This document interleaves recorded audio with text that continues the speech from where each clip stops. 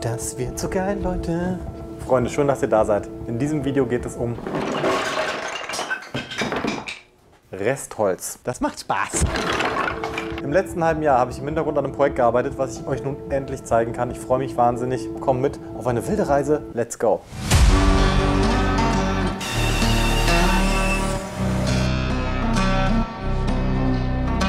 Was ich da genau gebaut habe, das werdet ihr am Ende des Videos natürlich erfahren und vor allem auch für wen ich es gebaut habe. Das ist genial!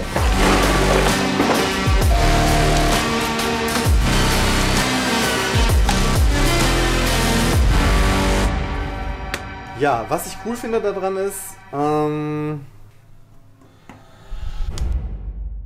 alle Menschen, die mit Holz arbeiten oder eine Werkstatt haben, wissen, irgendwann fällt Restholz an. Und irgendwann kommt der Punkt, wo man sich überlegt, okay, kann ich das noch gebrauchen, das Stück, oder kommt es halt weg? Ihr wisst, ich bewahre nur die allerwichtigsten Hölzer auf. Hier, das ist doch noch gut. Feinste Qualität. Sag mal, ist heute mein Glückstag oder was? Das kann ja wohl nicht sein. Ein Golfball noch. Manchmal landet bei mir natürlich auch was in der Restholzkiste und irgendwann ist die voll und dann könnte man das wegwerfen, verbrennen. Aber ich habe gedacht, vielleicht kann man da ja noch was anderes draus machen. Irgendwann brauche ich das nochmal. Ich verrate jetzt aber noch nicht zu viel, weil ich wusste am Anfang selber noch nicht genau, was mache ich eigentlich mit dem Zeug.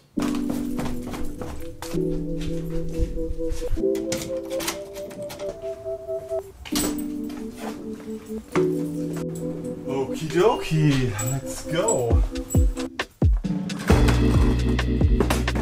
Als allererstes habe ich mir erstmal meine Restholzkisten geschnappt und aussortiert. Was ist wirklich Müll und was sind vielleicht noch Stücke, mit denen man was anfangen kann.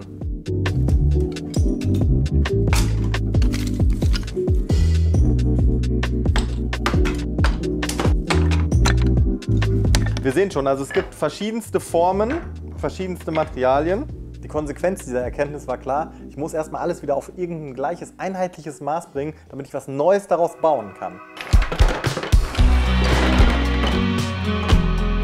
Ich versuche jetzt die Teile alle wieder zu verbinden und quasi mir eine Platte aus dem Material erstmal zu bauen.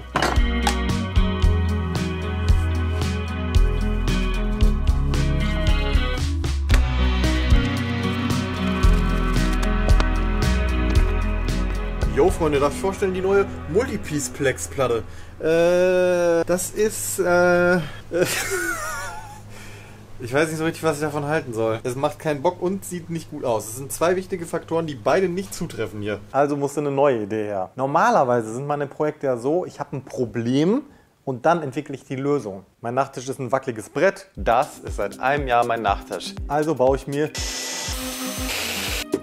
ein super stylisches Möbel mit integriertem Licht- und Beameraufzug.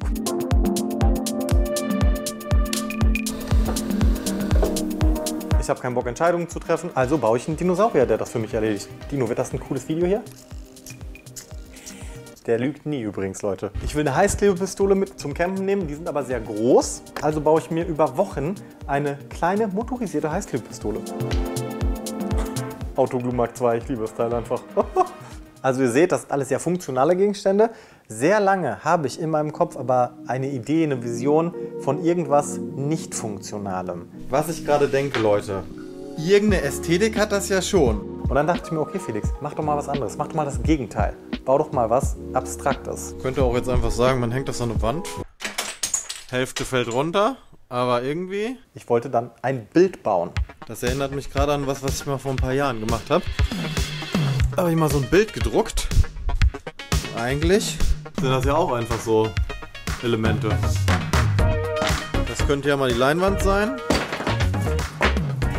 Wirkt direkt ganz anders auf weiß. Ja, ist doch ganz geil eigentlich. Ich brauche noch mehr Restholz. Und dann war ich richtig gehypt und dachte, okay, let's go, das ist es.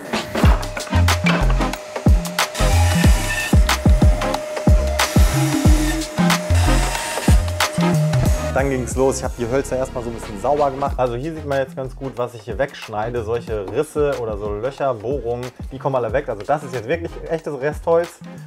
Hier kann man aber noch was draus machen.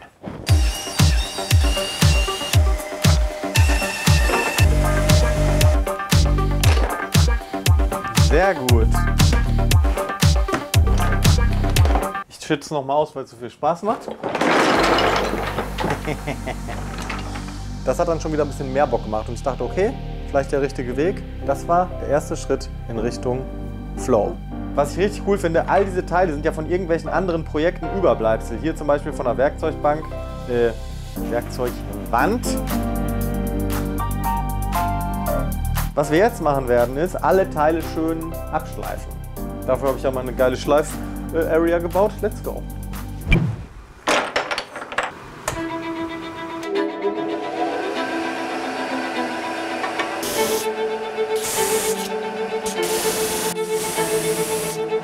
Sehr gut.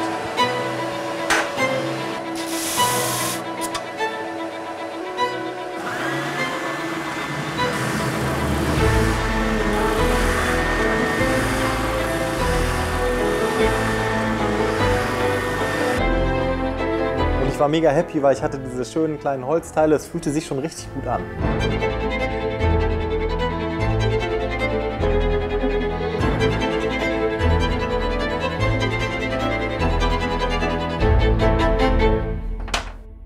Das war ein Riesenschritt für mich, mich davon zu lösen, dass das irgendwelche Funktionen haben muss. Jetzt schnappen wir uns mal ein Brett und lackieren das weiß. Hä? Geil! Oder nehmen uns einfach ein weißes Brett aus dem Lager. Haha, anscheinend ist das Universum mal wieder auf meiner Seite.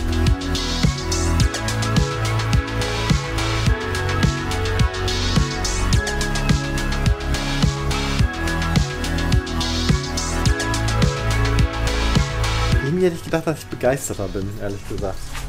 Dann dachte ich mir, nur Holz finde ich vielleicht ein bisschen langweilig, also kam noch Farbe ins Spiel.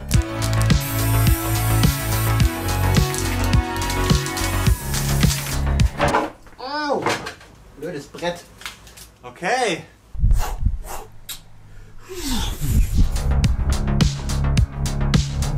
Aha, oh ja. Yes. Was ich daran echt cool finde, ist, dass es schön aussieht, klar. Aber irgendwie war es das auch.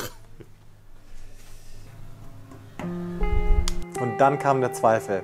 Was machst du hier eigentlich, Felix? Das sieht total bescheuert aus. Da habe ich noch so eine Skulptur gebaut, weil ich dachte, ich muss irgendwie mehr machen als so ein flattes Bild. Da kam wieder dieser Funktionsgedanke irgendwie wahrscheinlich durch. Und ja, dann hatte ich irgendwie keinen Bock mehr.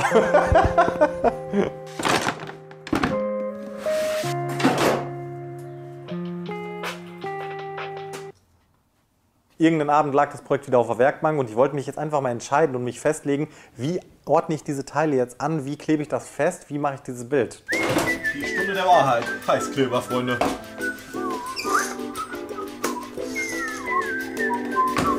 Also, los geht's. Schnell gemacht. Super. Komm, wir machen einfach so einen Clown hier. Hallo Felix, das wird schon, immer weitermachen. Juhu! Hey, was war das? Hey, oh nein! Hey. Oh. Falls Kinder zugucken, der hat sich nur schlafen gelegt. Das stimmt nicht, Hilfe, hilf mir! Zack, zack, zack. Also ganz ehrlich, ich finde, ja klar, das ist halt abstrakt, ne? Es ist jetzt... Oder noch ein Versuch. Ich habe gerade gedacht... Hat doch auch irgendwie was. Das ist natürlich auch perfekt, um Stop-Motion zu machen.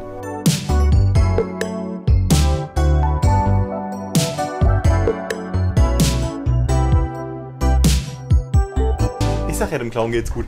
Ey, das hat am meisten Bock gemacht bisher, bei dem ganzen Projekt. So sieht's auch gut aus. Sieht halt alles irgendwie nach was aus. Dann habe ich irgendwann Besuch bekommen, Jonas und Flo waren da, beste Grüße Leute. Und Jonas hat mir so einen krassen Impuls gegeben. Der meinte nämlich, ja, hier so auf dem Tisch hat das ja eine ganz andere Wirkung. Man müsste das eigentlich mal so an der Wand sehen und dann verändern. Und dann dachte ich natürlich, Junge, du bist so ein Genie. Leute, ey, so geil, ne? Ich muss mit Handy filmen, weil Cam ist leer. Aber gerade hatte ich Besuch, ne? Wir nehmen eine Blechplatte, wir bauen in die kleinen Holzteile Magnete rein. Zieht euch das rein. Hier, die Holzis. Und dann können wir genau das machen. Alter, das ist so genial, ey. Magnete. So. Das ist so schlau einfach, ne? Und jetzt, Freunde, stellt euch vor, das hier ist eine Blechplatte. Habe ich jetzt nicht da in weiß, aber wir improvisieren.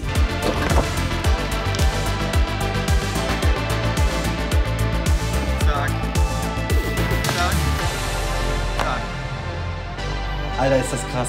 Alter, ist das geil, ey. Das ist genial. Alter, ich feiere das gerade so, ne? Ich meine, ist jetzt nichts, was man nicht an jedem Kühlschrank findet, aber... Das war der erste Peak auf dieser ganzen Story, weil es war ein kompletter Gamechanger. Auf einmal musste man sich nicht mehr entscheiden, wie man die Teile anordnet, denn man sagt einfach, ey, das ist frei. Durch die Magneten könnte das Bild die ganze Zeit variabel sein. Das Beste daran, aus diesem Problem eine Entscheidung treffen zu müssen, ist eine Funktionalität geworden. Das ist natürlich jetzt mega simpel, aber irgendwie ist es ja auch geil, dass es so simpel ist. Das war für mich einfach eine Erleuchtung. Ich dachte direkt, okay, das ist so ein geiles Konzept, das ist so simpel und so gut und ich hatte wieder richtig Bock. Nachtschicht, Freunde!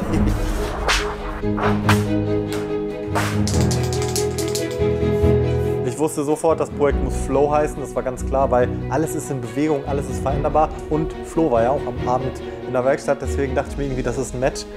Das Projekt heißt Flow. Also ihr lieben beiden, vielen Dank nochmal an dieser Stelle. Dicker Knutsch für euch.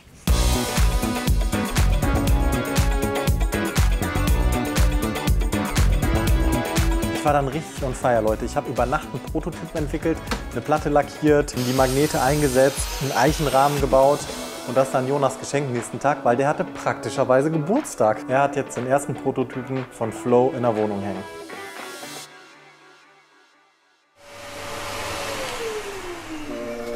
Freunde, es ist vollbracht.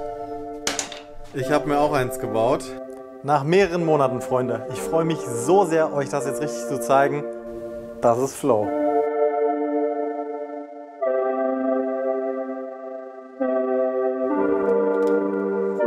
Bei kleinen Veränderungen entsteht schon direkt eine andere Wirkung.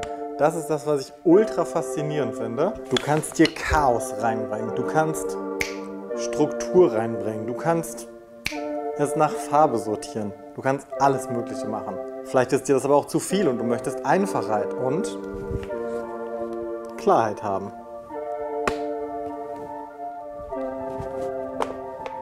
Ihr habt richtig gesehen, Freunde, das ganze Teil hat eine magnetische Wandhalterung. Auf beiden Seiten ist Blech in diesem Fall. Allein das Format zu verändern. Ich meine, bei welchem Bild kannst du das machen? Sagen, wow, ja schön. Aber auch genauso sagen, ich möchte, dass es so hängt. Das ist ja wohl... Also ich finde es richtig genial. Ich war dann richtig verliebt in die Idee, Freunde, weil es ist irgendwie so einfach, hat trotzdem diese Funktionalität. Ich habe es Freunden gezeigt, die waren auch begeistert und dann war für mich relativ schnell klar, ich will eine Kleinserie bauen. Und das hat mich zum größten Problem des ganzen Projektes geführt. Ey, was soll das werden? Findest du das mit der Musik nicht ein bisschen dramatisch? Ja, schon, aber ich fand, das war auch dramatisch zu der Zeit. Ja, aber das Problem kam doch viel später. Erstmal hattest du richtig Bock bei der Serienproduktion. Ja, okay, guter Punkt. Dann mache ich jetzt erst die Szene, wo ich mich so erschrocken habe und später das mit dem Problem, okay? Leute, Flow-Serienproduktion startet heute. Oh Gott, habe ich mich erschrocken. Junge, ey, die arbeiten da oben mit so einem Hochdruckreiniger. Da ist irgendeine Baustelle, ey. Okay, Serienproduktion, let's go.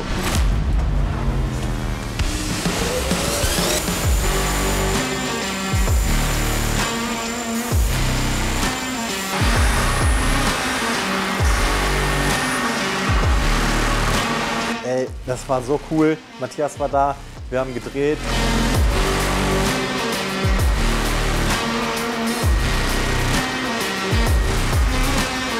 Okay, wir haben jetzt ungefähr eine Stunde geschliffen. Das ist unser Ergebnis. Am Ende möchte ich ein paar von den Holzteilen einfach nur ölen und ein paar möchte ich noch lackieren. Das heißt, wir werden jetzt eine kleine Auswahl treffen. So. Ja, ich glaube, alle Multiplex-Hölzer lackieren wir.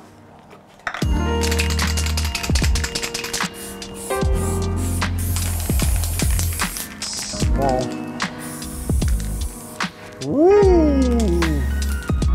Oh, sieht jetzt schon so geil aus, Mann. Mega geil. Weiß, glaube ich, ist auch eine wichtige Farbe. Machen wir hier Black and White raus.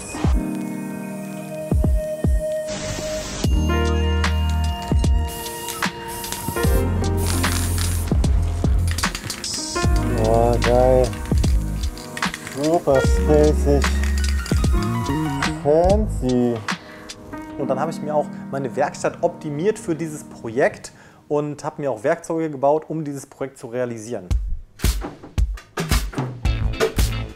Während die Farbe trocknet, möchte ich dieses Holzbrett in ganz viele dünne Streifen schneiden. Ich habe aber nicht so einen Streifenanschlag, deswegen bauen wir uns eben ein. Let's go, go, go, go. Das Teil brauchen wir dafür. So, bevor ich mir das jetzt komplett neu baue, werde ich einfach dieses Teil modifizieren.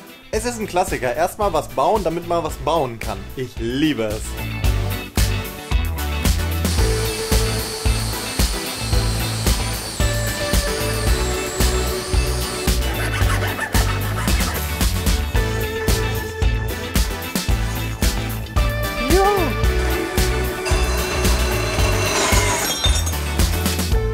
Super massive stability stuff. Okay, so jetzt bräuchte ich ein Kugellager 8 mm Stärke. Hab ich, glaube ich, nicht mehr da.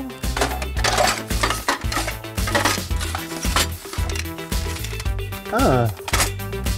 Nee, das ist nicht so geil. Ja, okay, dann der einfache Weg.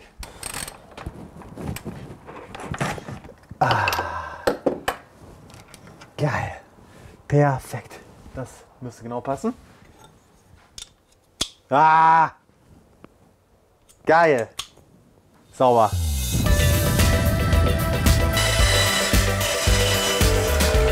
Hoppala.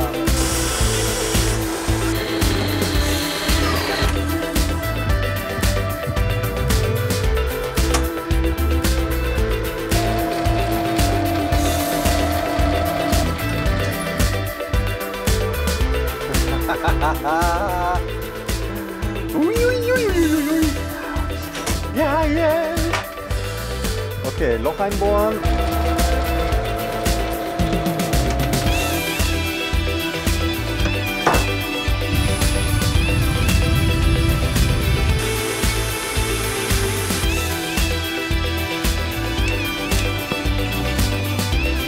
Alter, ist das geil.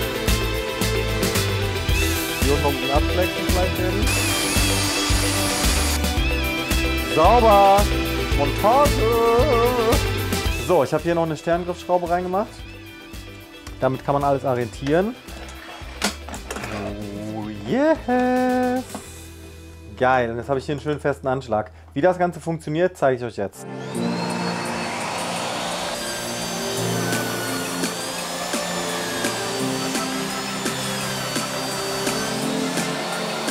Jedes Mal, wenn ich jetzt mein Brett hier abgeschnitten habe, bekomme ich so eine Leiste und dann kann ich meinen Anschlag nachstellen. Und dadurch wird das Holz wieder an das Kugellager gedrückt und ich habe immer die gleichen Teile. Let's go!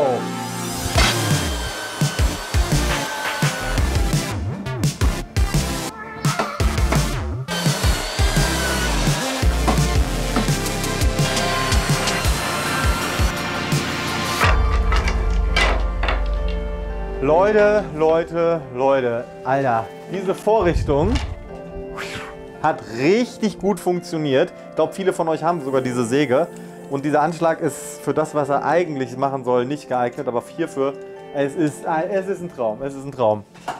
So, jetzt haben wir hier einen Haufen Rahmenteile. Das ist, was ich echt liebe an solchen Projekten, Freunde. Eigentlich mag ich es gar nicht, Sachen öfters zu bauen. Aber dann zu überlegen, wie kann ich das effektiv machen, das ist wieder richtig spannend. Nach und nach habe ich dann gemerkt, wie cool ich diese Idee finde. Allein diese Tatsache, dass ja alle Reststücke neu angeordnet irgendwie immer wie so ein Fingerprint komplett individuell sind und es niemals zweimal genau das gleiche Bild geben kann, das fand ich einfach schon richtig geil, den Gedanken. Es hat schon fast so was Therapeutisches, das anzufassen, das zu bewegen, was damit zu machen. Ein 3 Jahre altes Kind von Freunden habe ich das aufs Sofa gestellt, das hat sich damit durchgehend beschäftigt. Das ist richtig geil einfach. Gleich herum, genau. So ist richtig rum, genau. Kann man auch so bewegen, dann haben wir mehr Platz. Und du bist irgendwie auch so konfrontiert mit dieser Möglichkeit, dass nichts fest ist, dass nie wieder alles so sein wird, wie es mal war, weil es immer wieder veränderbar ist. Wenn man sich das genau anguckt, sieht man, das ist noch nicht perfekt. Es gibt noch Kratzer, dieser Magnetsockel ist auch ein Prototyp erst. Ich habe aber vor, Freunde, 10 von diesen Bildern herzustellen. Und das hat mich zum größten Problem des ganzen Projektes geführt. Und das, Freunde, war der Preis. Wochenlang habe ich mir überlegt, was kann ich dafür nehmen? Was sollte das kosten? Was möchte ich dafür haben? Und es war die Hölle. Ihr müsst verstehen, Freunde, diese Vision zu haben, in der Werkstatt zu stehen, Ideen zu realisieren und das irgendwie finanzieren zu können. Das ist für mich, das ist mein Masterplan für mein Leben. Und Flow könnte der nächste Schritt sein, Sachen auch mal zu verkaufen, die ich baue. Diese ganzen Gedanken, diese ganzen Ängste, oh, du darfst es nicht zu billig verkaufen, du darfst es auch nicht zu teuer verkaufen, du musst genau den richtigen Preis treffen. Das hat mich wirklich fertig gemacht. Aber ein Anruf, Leute, der hat mich voll eingenordet und alles wieder zum Guten gewendet. Vielen Dank dafür. Am Telefon habe ich also mein Problem beschrieben. Ich will es nicht zu teuer machen, dann kann sich keiner leisten. Wenn ich es zu günstig mache, dann habe ich aber auch irgendwie gar nichts davon und dann nehme ich mich auch irgendwie selber nicht ernst. Die Person hört aufmerksam zu und sagt dann, Felix, ist doch kein Problem. Ich habe die Lösung. Und die Lösung, Leute, ist folgendes. Ich werde eine 10er-Serie herstellen in dieser Farbwelt, in diesem Format, was es nie wieder so geben wird. Diese Unikate werden mehrere 100 € kosten. Das wird ein emotionaler Preis für mich. Auf der anderen Seite, für Leute, die nicht so ein großes Budget haben, mich trotzdem unterstützen möchten, wird es einen Bausatz geben. In diesem Bausatz ist alles drin, was ihr braucht, um zu Hause euer eigenes Flow zu bauen. Leisten, Holzstücke, alles aus meinem Restholz, Leim, Schrauben, Magnete, eine schöne Postkarte noch. So sieht's aus, Leute. Die Produktion ist auch schon im vollen Gange. Diese Bausätze kann ich euch natürlich günstiger anbieten als diese Originale. Ganz ehrlich, Freunde, für mich ist es ein richtig krasses Herzensprojekt geworden. Es macht so Bock, mich damit auseinanderzusetzen. Ich bin jetzt so gespannt auf eure ganzen Kommentare, eure Meinungen, was ihr von dem ganzen Video und von diesem ganzen Konzept haltet. Auf Instagram werde ich euch ein bisschen updaten, Freunde. Ein letztes, riesengroßes Dankeschön an euch alle. Vielen Dank fürs Zugucken, Leute, dieser Support. Es bedeutet alles für mich und herzlichsten Dank an alle Patreons. Ihr habt mir geholfen, meine Werkstatt zu finanzieren letztes Jahr, so dass ich dieses Konzept überhaupt erstmal realisieren konnte. Leute, Alter, was für ein krasses Labervideo. Ich bin komplett fertig. Ich bin so froh, dass es vorbei ist. Ich liebe euch. Haut rein. Ciao. Oh mein Gott, Alter. Ich bin fertig. Ich glaub's nicht.